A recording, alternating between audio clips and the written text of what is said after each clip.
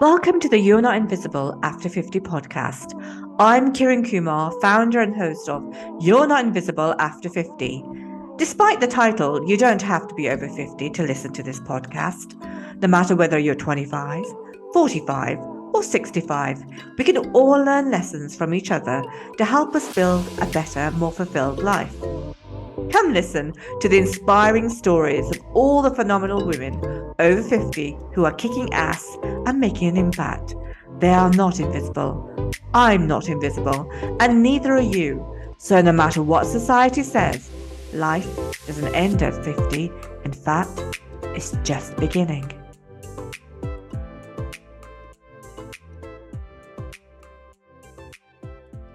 Welcome to the You Are Not Invisible After 50 podcast. I'm Kiran and host of this podcast. We're all about showcasing phenomenal women over 50 who are kicking ass and making an impact. You'll get to hear all their inspiring stories why you don't have to be invisible after 50. So sit back and enjoy the wonderful life story from this week's guest. My guest today is Keishna. Hi, Keishna. Hi, Karen. How are you?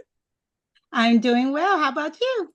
I'm doing really well that you're on here now. We've got all that sorted. So I'm glad we accomplished that.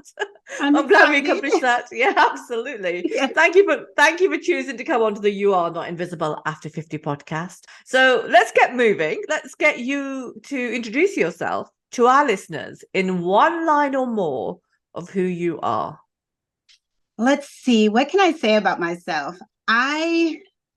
53-year-old, reblooming, pro-aging, autoimmune disease warrior who is a social media.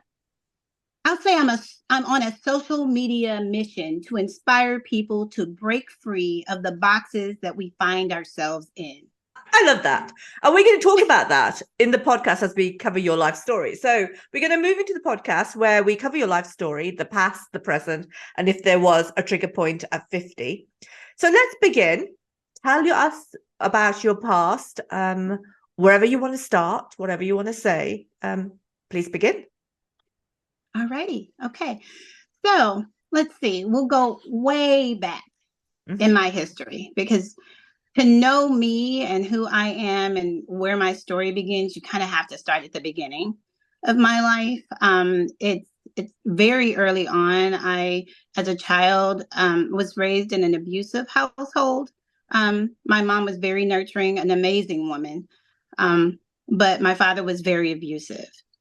And so because of that, I started off very early learning to compartmentalize, and I was in a state of complete fight or flight from an infant.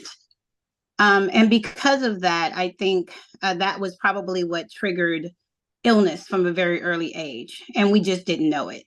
And so for me, I just kind of early on developed the ability to just walk through life as if nothing was happening. I kind of learned to cover up everything and just get on with life.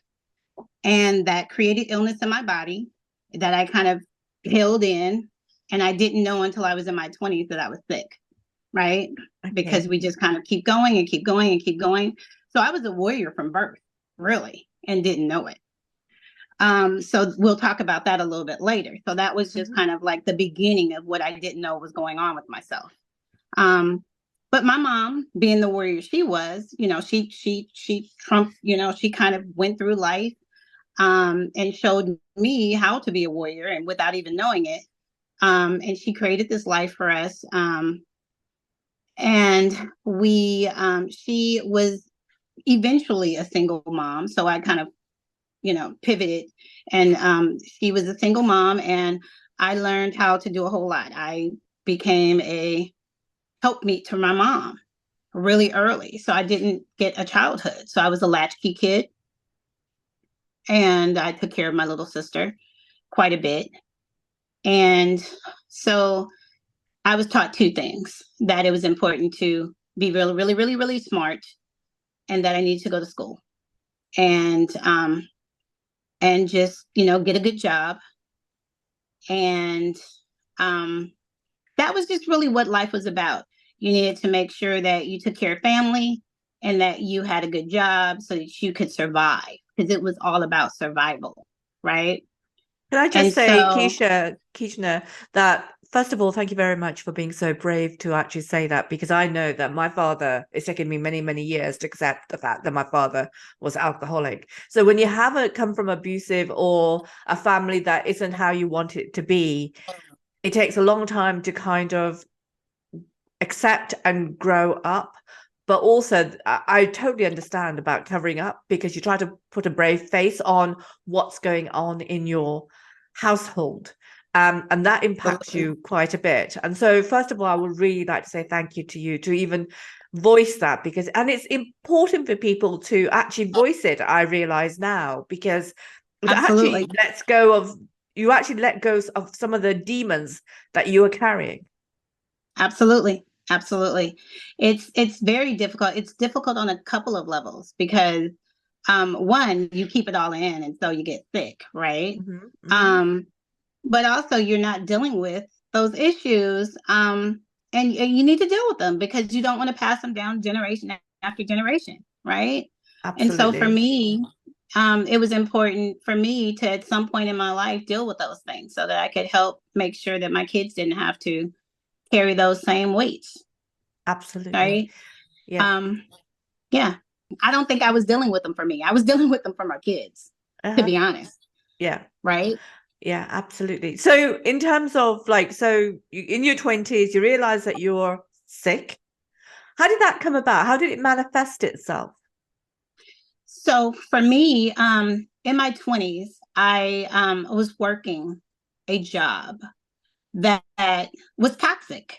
So the job itself was toxic, and then I had dealt with toxic things in my life, and so the sickness started to really present itself, like majorly, to the point where was I was actually at a job in Palm Springs, and I was missing a flight, and I was trying to run through the airport to get to the next flight.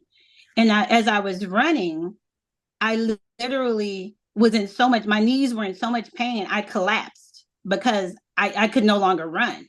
Mm-hmm. And when I collapsed, my legs just wouldn't work anymore. And when I pulled my pants legs up, my legs had turned blue. There was no Wow. circulation at all. Mm-hmm. So I missed my flight. Of course, 911 was called. We went through this whole thing. I had to call my family. We were trying to figure out what was going on. I ended up going to the hospital when I came back home because eventually the circulation came back, and I was able to make another flight. And we came back home, and I got to the doctors. And mind you, I'd been going to the doctors for a while, for years, saying, "Hey, I don't know what's going on. My knees hurt. They're getting stiff. What's happening?" And I just kept being given the runaround. You're young. There's not much going on. You just need to rest. Mm-hmm. I I was not being given proper care. I Right. wasn't given the proper tests because it kept saying you're in your 20s. You don't have arthritis. You don't have this. You don't have that. I wasn't given the right tests. And eventually I was able to get to the right doctors. And I actually got the correct diagnoses, and I was finally diagnosed with rheumatoid arthritis. Very And young. yeah, yeah, in my 20s. And I was also diagnosed with hyperthyroidism. Mm-hmm.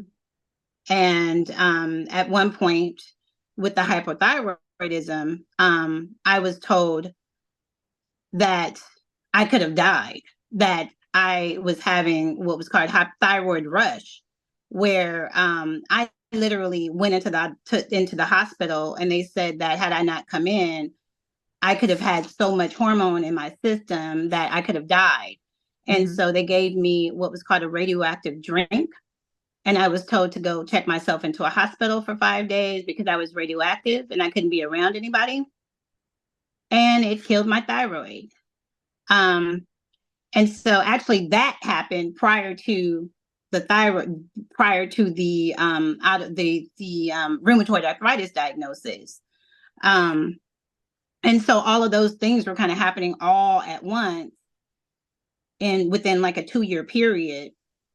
And so it was like thyroid disease, then it was the rheumatoid arthritis, and then a couple of years later, there was other autoimmune, because once you get one autoimmune disease, you're likely in your lifetime to get multiples, and I have. Wow.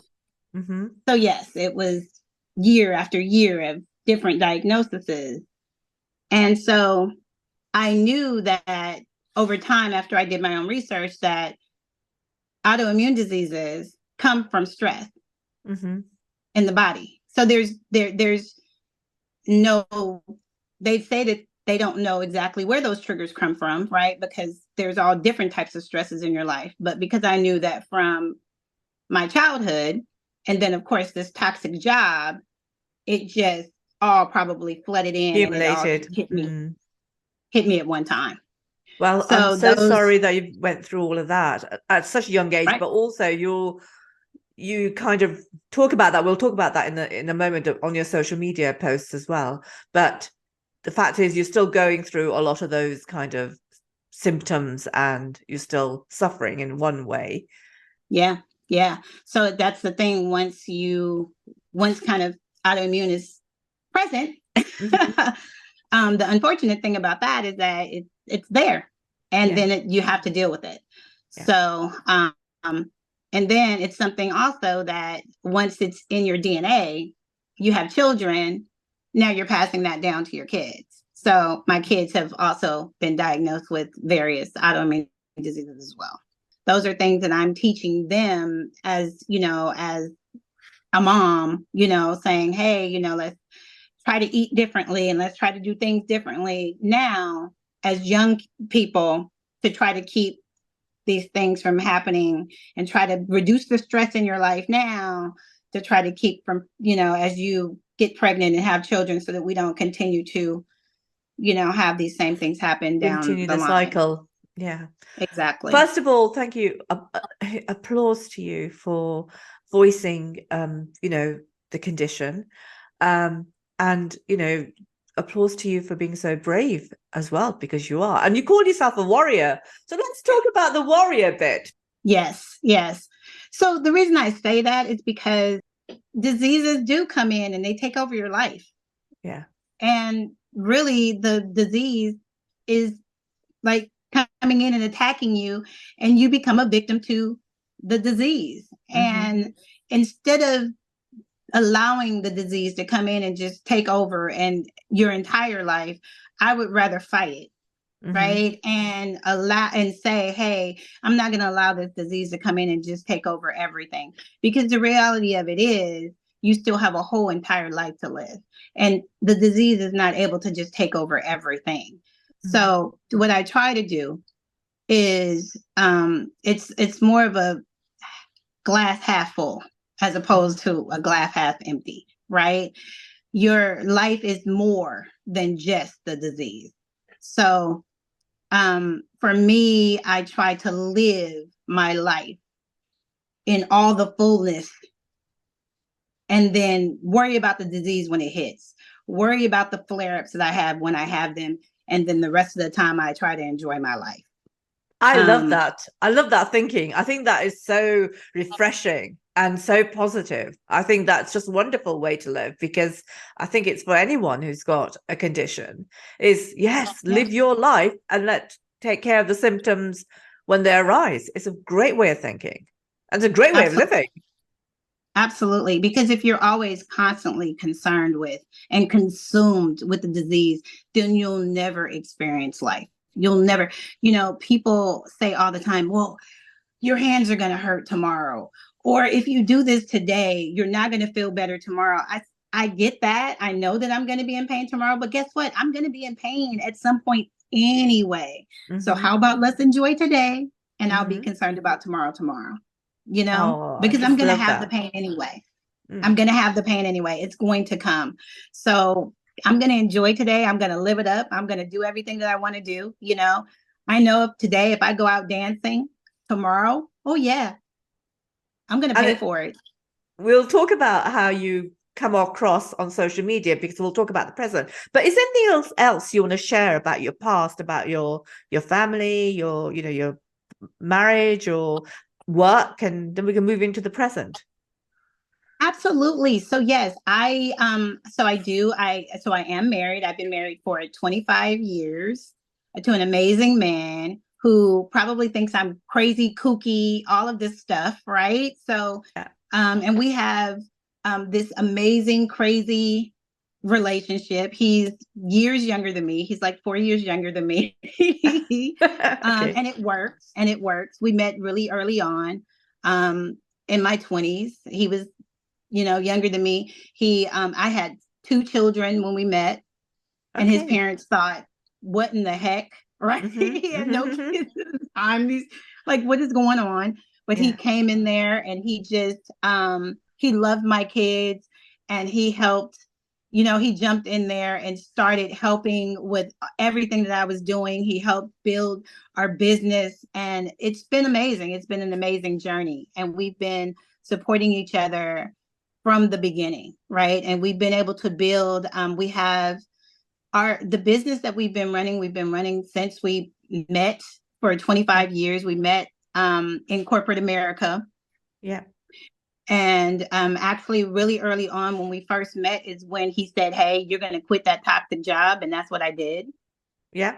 And then as soon as I quit, he within months quit as well. Uh-huh. And we started our business, and we've been doing it ever since, right? And your businesses? And your businesses? We actually do childcare. We are childcare providers. Yeah. Oh, right.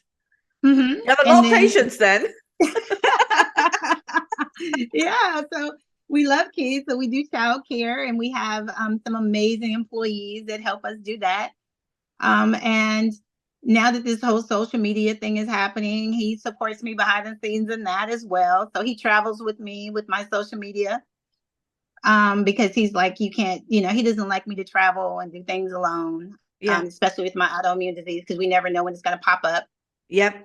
Okay, great. So yeah, so he travels with me with that. So yeah, it's amazing. We have 4 amazing grandchildren and 5 kids. So wow, you've got 5 kids. So 2 of you have previously, and then 3 with your husband. Mm-hmm. So can you just talk about, like, when did you have your when did you have your children then? The first 2? So the first 2 children, I was actually 21 with my first one. Mm-hmm. Yeah. And so I was in college actually with my first one. Okay. Yeah. Right. And yeah, sort of I was a rule breaker. I wasn't supposed to do that. I was supposed to go to school, and I was supposed to come back and help my mom, because that was what I was supposed to do, right? Because I was mom's helper, and I broke the rules, and my mom, she's still mad at me about that, but I was ready to experience life, right? And do my own thing. And actually, one of the reasons I had my first son was because I wasn't going to come back home. I was like, nope, I'm starting my own life, because I had been helping take care of my sister with my mom and stuff. And I just didn't want to do that anymore. I wanted to kind of like start life. Mm-hmm. And, it was interesting. My mom's friends would tell her, I was the good kid. I was the kid that was, out of all my mom's friends, I was the kid who was doing everything right. I was going to college. I was doing everything I was supposed to do. And I would babysit all her friends' kids and all that stuff. And they were like, look at little Miss Goody Two-Shoes. She went off and had a kid. And I said, you know what? He's the best part of me. And I'm going to do everything I'm supposed to do, even though I'm, pregnant. And I did. I planned him. I had him at such a precise, like I was so precise that he came at a time right in June. So that I literally had him and went right back to school. Like there was no break whatsoever. And he would be in school with me. I'd take him. They would wait. I was pregnant like at the end, like during finals and stuff. And they would wait for me to wobble in the class at, at UC Berkeley. Mm-hmm. I would wobble my little self in the class, and they would wait and hold the class for me because I'd have to walk so far across campus. And then when he came, I would take him to class with me. Well, And congratulations professors for like that. I'd be, and when I graduated, he walked across campus. He walked across on my hip Oh, how when I sweet is got my that? degree. Oh, I wasn't wonderful. stopping, I wasn't going to stop because I had a kid. So 25 years, you've been married, you've got 5 children and 4 grandchildren. Congratulations. And the social media, so that moves us into the present. How did that come around? How did that come about? So the social media part of it was literally something that just happened on its own.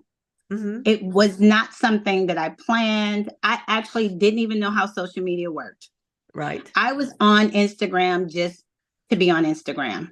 Mm-hmm. And COVID hit. So more of us were on Instagram than before. Yep. So I was always on Instagram. Like I had a regular personal page. Maybe I had 300 friends on social media, on my regular social media page. But I started the Silver Sister page because I was deciding to just let my gray hair grow out, right? Mm-hmm. I started watching a ton of other women on Instagram that were amazing, right? And I thought, oh, I can do that. My gray hair, because I was dyeing my hair blonde for many, many years. And it was a struggle. Yeah. And I decided I didn't want to struggle with it anymore. I was just done. I think COVID did that for me. It was just, why? It's not worth it anymore. I think COVID did that for everyone, didn't it, really? Because, I've gone grey. I stopped dyeing my hair. And I did actually say to my hairdresser, and I've told this story, I did say to my hairdresser way before COVID, one day I'm going to go grey. She goes, no, it'll age you. Then COVID happened. And of course, you had to go grey. And I went, I like this now. I'm not going to go back to dyeing my hair. So just like you, COVID was like, yes, okay, kind of the game changer in terms of that. Right. Like, why? What's the point? Yeah. What's the point? Absolutely.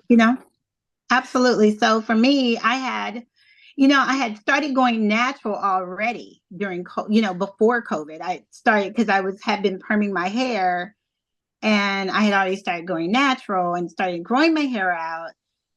And, but then the whole dyeing thing, I said, why are you even doing that? Like, what's the point? Mm-hmm. And so I just decided. And so when I started seeing all these other beautiful women, and the thing is, my mother has been gray for a really long time. So I already knew that I loved it. So that wasn't even the point.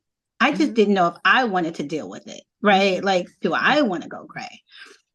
And, but once I started watching all these other influencers, I thought, you know what? I can go gray. So I thought I would document it, but never in a million years did I think I would end up being an influencer on social media. Like I never expected that. So I just figured I would just post a couple of pictures. But what's interesting enough was that I actually ended up posting a video of myself, like in a jumpsuit, similar to like this one. And I talked about autoimmune disease in this particular video. And it was just really quick, just saying I wasn't going to I think I did like a peace sign or something in the video, and just said I wasn't going to let autoimmune disease take me out. And all of a sudden, this video goes viral, and and I was like, what just happened? Like, I ended up getting like a bunch of followers from that one video. And so I said, oh, people actually like this video and they like me talking about autoimmune disease. So then I just decided to maybe post a couple of more videos about autoimmune disease and kind of what I was going through with the whole autoimmune disease thing. And then I realized people kind of like me dancing and talking about like movement and things like that when it came to autoimmune disease. And as I started doing that, and people were kind of DMing me and asking me like, hey, like, how are you getting up every day? Like, you Yeah. have autoimmune disease? Like, they didn't Yeah. believe me at first. They're like, are you sure? What autoimmune disease do you have? Yeah. Are you really getting up and dancing? Are you really moving? Are you, And I said, oh, like, people are really interested in this. Mm-hmm. And for a moment, I actually opened up subscriptions. But I Right. got a little overwhelmed, so I had to pull back from that because it was a little much and I couldn't keep up with it. I think once I retire, I'll go back to that because that's something that I enjoy doing. I just Yeah. can't keep up with it now doing 24-hour childcare behind the scenes. But once I retire, it's definitely something I would love to do. Because people wanted to talk to me. They really wanted to know, what are you doing? What are you eating?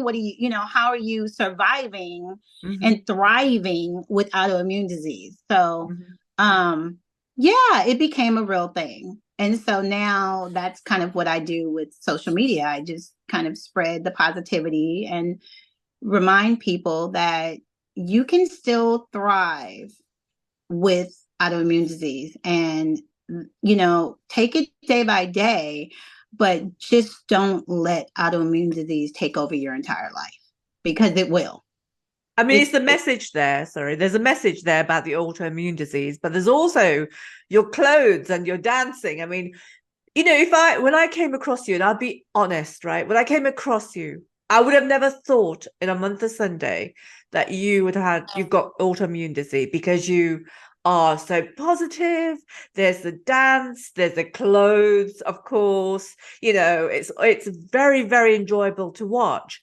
And it's interesting now coming to talk to you how challenging at times that can be, but as you said, you're thriving and you're growing in this kind of area. And I think that's really a positive thing to put out there, that people can still thrive and flourish and be whoever they want to be, whether it's on social media or not. Absolutely. Absolutely. Yeah, it's one of those things. It's interesting because even some of my family members and friends, the people that are close to me, they're constantly telling me, Keishna, sit down, Yeah. sit down. Yeah. And I have to remind them, I'm like, if I were to really sit down all the time, Yeah. then I wouldn't be thriving and I wouldn't be. So Yeah. let me stand, let me continue to move. I know it kind of, but that throws people off because Yeah. people that know that you're sick, they want you to sit down. Yeah. So one of the messages that I send people, that I tell people all the time, that have people around them that are sick, if they're willing to get up, if they're willing to try to do things, let them do those things. Right? They may Absolutely. seem to be struggling a bit, Yeah. but let them struggle if they're willing to struggle. Yeah. Give them the independence. If they want to be independent, let them be independent as long as they can. Yeah. Let them. I fight sometimes with my husband. For instance, he likes to do a lot of the driving, and I let him do that because sometimes with the medication I take, I need him to be able to drive, right? Uh-huh. So Yeah. he'll drive, but I'm like, babe, don't take me to the front door. Let me walk up to the building. Like Yeah. I want to walk, but Yeah. he wants to drive and pull me into the front, and then he'll walk from wherever we park. And I'm like, no, babe, I'll walk with you. Yeah. I want to walk, right? Oh, yeah. So, but then I tell him there are days when I will tell you, babe, pull me into the front. Like Yeah. because I know those days where I'm there. Yeah. I know those days where that flare up is right there. So we do, as autoimmune disease warriors, have to know our limitations. So if we're there and we know we're there, then we can tell you, hey, you know what? Today is one of those days where maybe you can pull me to the front of the building because I need to walk right in. What a sensible approach. What a wonderful approach. What a brave approach. And there's so many words I could find, and I should look at them up in a dictionary, that just to applaud you for your attitude, your willingness, because we have this one life, whatever we've been given, we have to make the most of it. And that's what you're showing. And I think that is so, so wonderful. I mean, we're all complaining about X, Y, Z.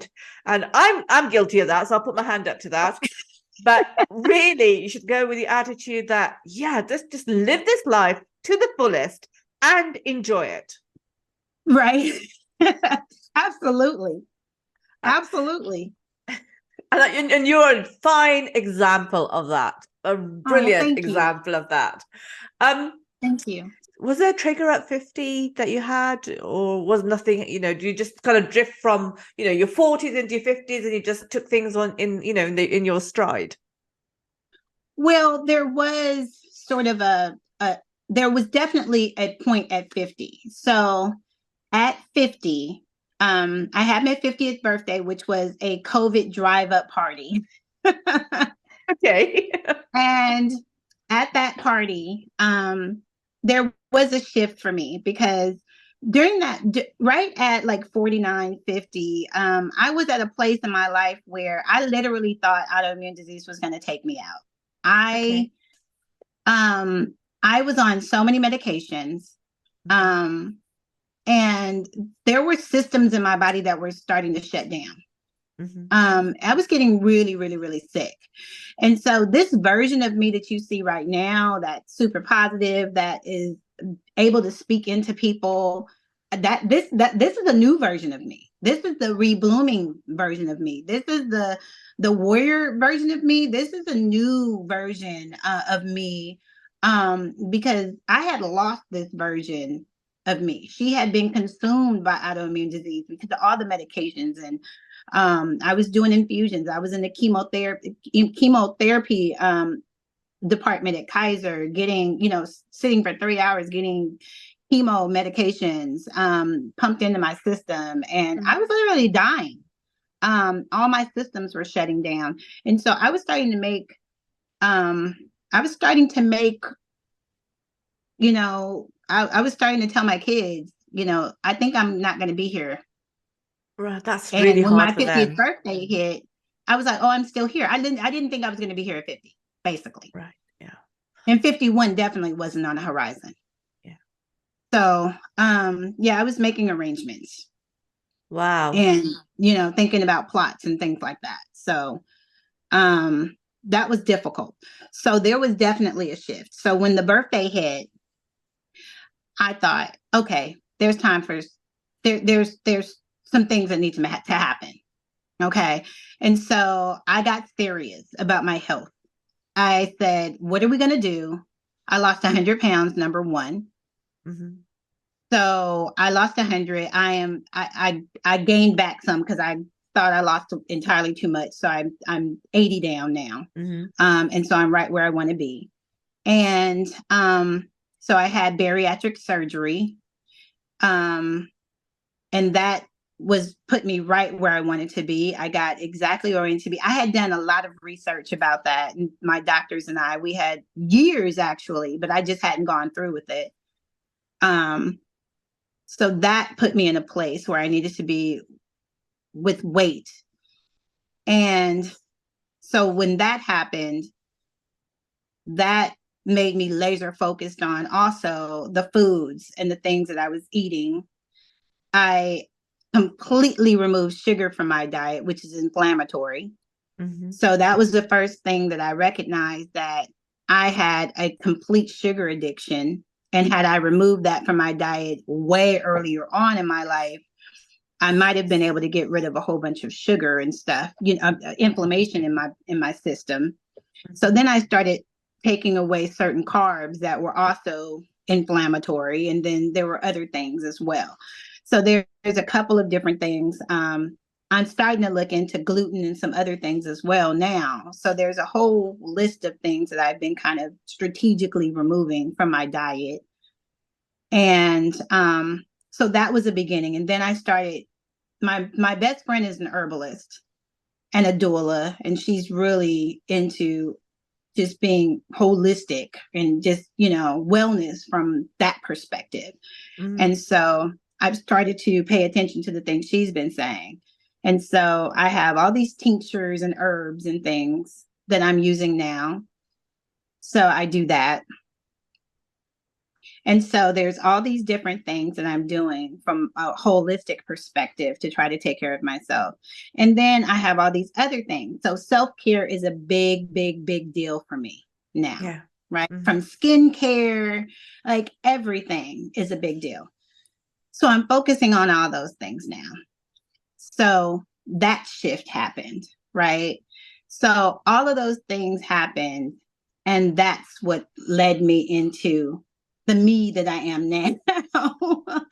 And that is what is being showcased now on social media. That me. So that's Silver Sister 1970, right? I think that's so brilliant, isn't it? I think there is, first of all, like, that's such a difficult time in your life when you realize that, and telling your children that, you're not going to be here. That must have been quite traumatic. No, not, it would have been very traumatic. But then making the conscious decision to not accept things as they are, but to change things. And I, like you, I've changed a lot of things in my life.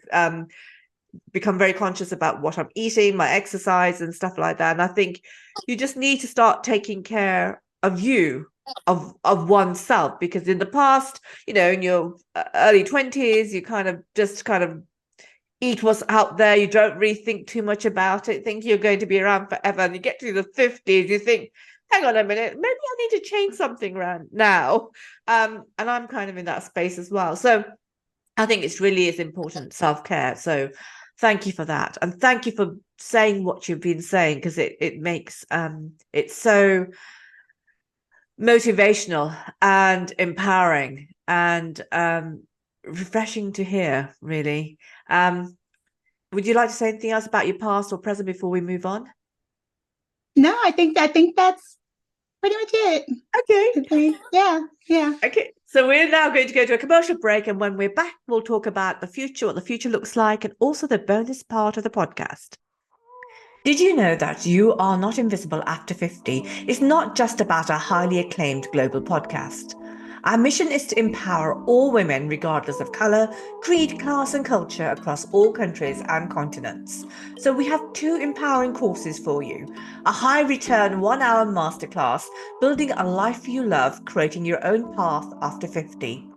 This transformative masterclass is one you've been waiting for. Are you ready to seize life after 50 like never before? Well, say goodbye to feeling stuck and say hello to the life you love. Don't let age define your limits. Let it ignite your possibilities. This transformative masterclass is your ticket to a vibrant and fulfilling future. But that's not all. We also have our innovative introductory business course, Grey to Gold. In today's dynamic business world, age should never be a barrier to success. Say goodbye to age-related stereotypes and hello to unstoppable success. Our half-a-day course will equip you with the skills and confidence you need to conquer the business world. Discover the true value of your experience, reinvent yourself, stay competitive, and master the art of self-presentation. It's time to turn your grey into gold. Visit our website and check out our courses geared to propel you to the next level. So embrace your age, utilize your wisdom, experience, and own your success. Spots are limited. Also, we have wonderful products launching this year. So keep a watch on our social media posts and website, www.youarenotinvisibleafter50.com. You can also find out more about the woman behind You Are Not Invisible After 50. Details are available on my website, www.iamkirankumar.com, or my Instagram account at iamkirankumar13. We look forward to you connecting with us. Thank you. Let's move on and talk about the future. So we have this social media star in our, in our presence. So what's going to be happening in the future? What are you planning for anything, or you're just letting things happen?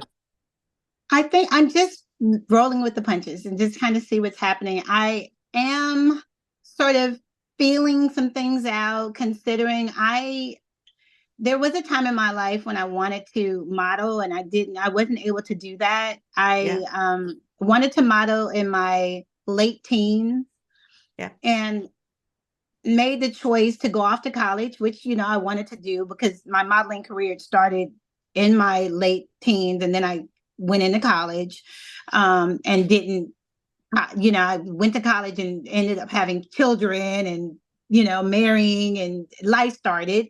Mm-hmm. So the thought of maybe modeling now is a possibility. So I've been kind of thinking about looking for management and things like that. So that's a possibility. Yeah. So yeah, I'm thinking about doing something like that and maybe getting into some commercial type things. Fabulous. Not doing any like runway or anything like that, but more commercial ad type things. It's a shame that you didn't talk about your modeling when you were talking about your past. That would have been an interesting conversation. Right. So now we move on to the bonus part of the podcast. 5 tips that you'd give to someone who's under 50. Let's see, 5 tips for under 50. I would say focus on emotional intelligence. Right. Because emotional intelligence will get you very, very, very far. There's a book by D.B. Bedford, actually a couple of really short reads that I just recently read that will really get you far in life. Because when you allow other people to determine where you go emotionally, where they can just pull your chain anywhere, anyway, that's not the life to live, right? I like to be able to stay focused and not allow other people to take me there, right? And it's hard to do when you're younger. It's easier to do when you're older, but it's interesting that I still see some people, even in their 50s, when I can sit there and watch other people control other people just based on words. Right. It's really sad. It's sad, right? And so use emotional intelligence and read the books. Read the books. Emotional intelligence is important. Fabulous. And then travel early. Travel internationally because you can widen your perspective on life. I think that's important. I didn't start traveling internationally until later, and I'm trying to catch up now. Right? Okay. Yeah. So trust me, travel internationally. You will broaden your perspective and you will see life from a whole different perspective. Absolutely. Let's see. Number 3, invest. Start investing early. Yeah. Yes. And then because you will not waste your money. Do it early. Just do it early. It's a little bit harder for people nowadays, isn't it? That it was like when we were younger, I think times are so much more different than they are. I'm not sure what it's like in the States, but definitely in the UK, it's become a lot harder for young people to save and also to buy property. It is. So I say start investing early when you don't have all of these other things that you're going to have to deal with when you get older, when you have children and stuff. So invest early when you don't have all these other responsibilities. And 4, cultivate your friendships. Start cultivating them early. Start cultivating them in college, when you have people around you that have similar interests and things like that. Yeah. And hold on to them, right? If you find people that have those interests and stuff, stay in contact. Yeah. And create multiple streams of income. Absolutely. That makes perfect sense. And what about those 3 tips to anyone who is over 50? What would you say to them?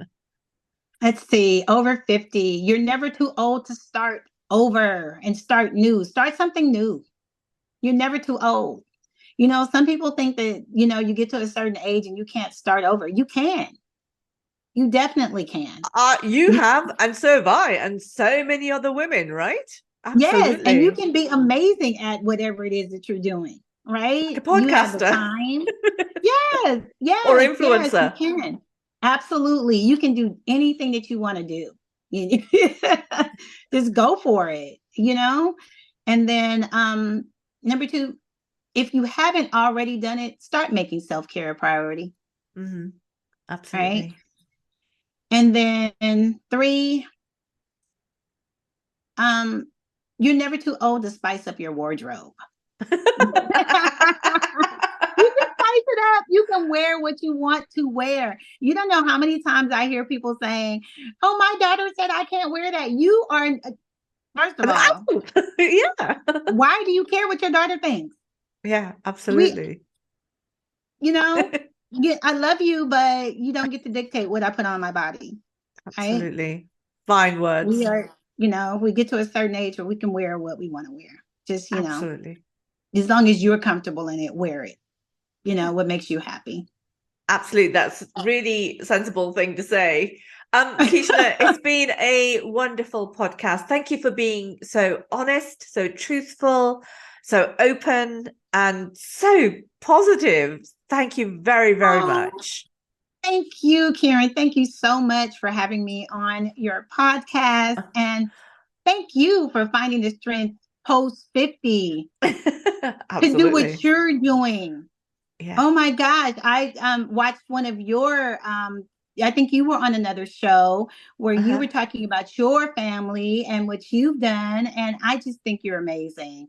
Oh, bless And you. thank you for sharing your story with with the world, and finding your strength and your courage to not just do what you've done, but just to share it with the world and giving some other people the platform to share their stories with the world.